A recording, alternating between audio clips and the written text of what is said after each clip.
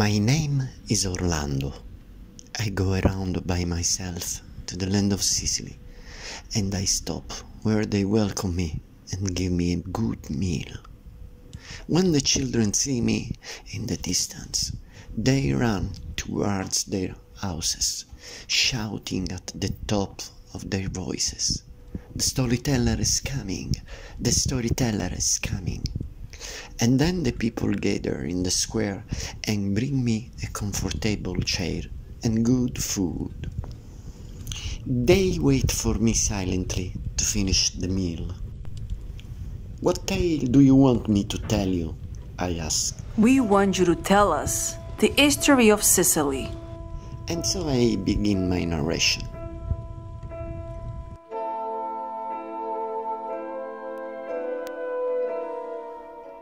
Romans left the place to the Byzantines that lead permanently Jesus Christ to the supernatural power. Jupiter, the Greek god, is undermined.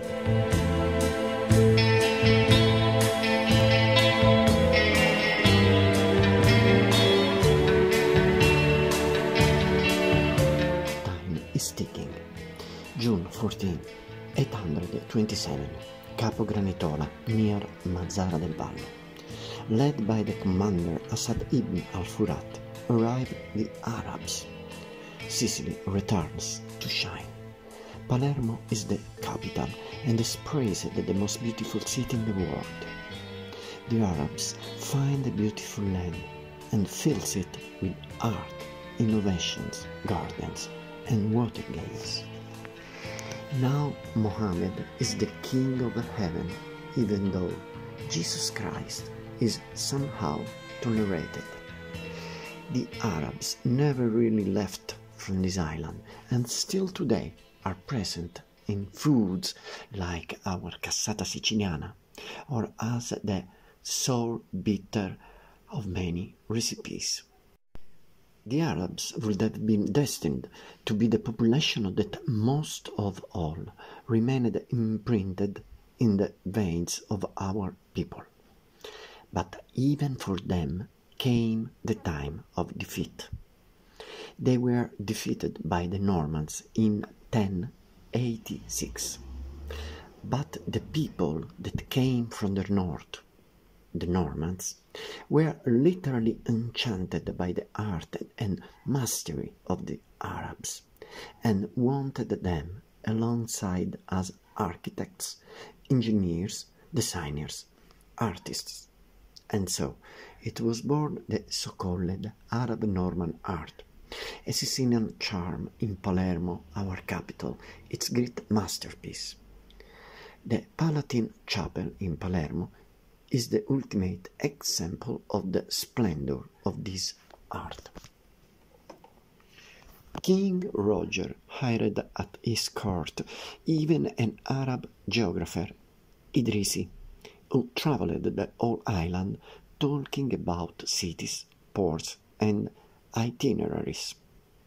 The Normans also began the construction of castles that today are ruins perched often on inaccessible peaks.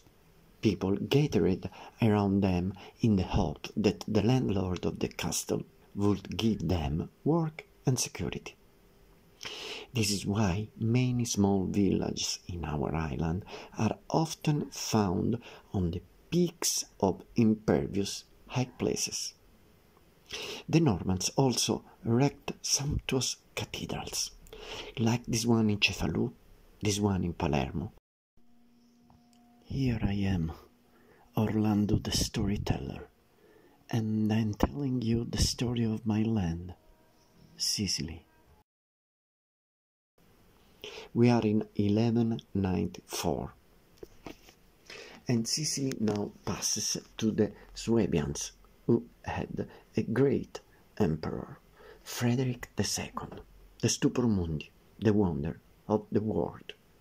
He surrounded his court of artists and scientists, and it is from Palermo that the Italian language begins to take shape, replacing Latin. Frederick also built splendid castles that from the early military function became true noble residences. He too, as King Roger Norman, was buried in the Cathedral of Palermo, and their graves are still there to witness the sumptuous past of Sicily. Then it was the turn of the Angevins, not so loved by the Sicilians, who rebelled against them, giving birth to the famous War of the Vespers. It seems that began towards the sunset, when a French soldier molested a beautiful Sicilian. The population of Palermo rose up and cried of "Death at the French!" In this wonderful castle of Sperlinga, entirely dug into the rock, the Angevins resisted an entire year to the assault of the Aragoneses, but in vain.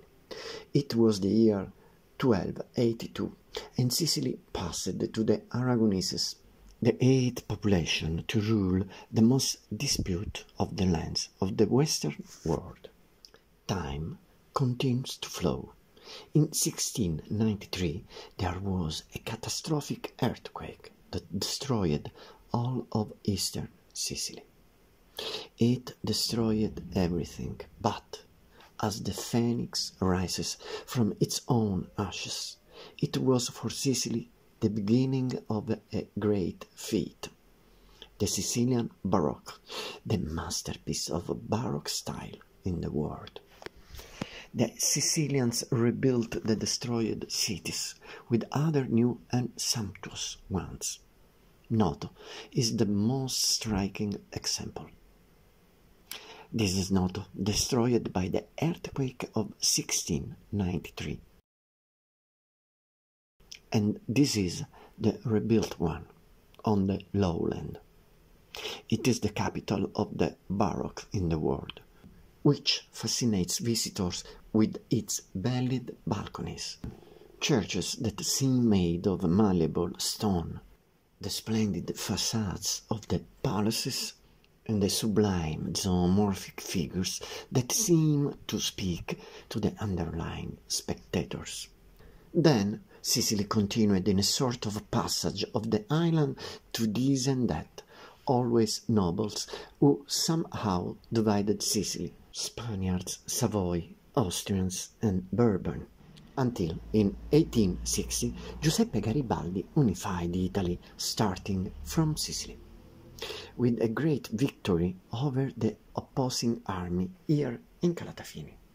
So, this is the story of the Trinacria, the ancient name of this beautiful island.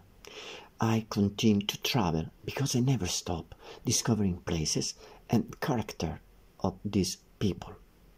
We Sicilians are like the waves of 100 different seas that meet and mix with each other, creating a single ocean. We have blood of all colors, cells from every continent, and a DNA with billions of different propellers. We are brilliant like a Greek, whimsical like an Arab, fiery like a Norman, elegant like an Aragonese, and stubborn like a Bourbon. Some of us have the dark eyes of a Greek, others the olive skin of an Arab, and others are tall and blonde like a Norman. But, however it was the story, the Sicilians feel only and always Sicilians, and in some way never Italians. In fact, if you meet a Sicilian and you ask him, "Where do you come from?"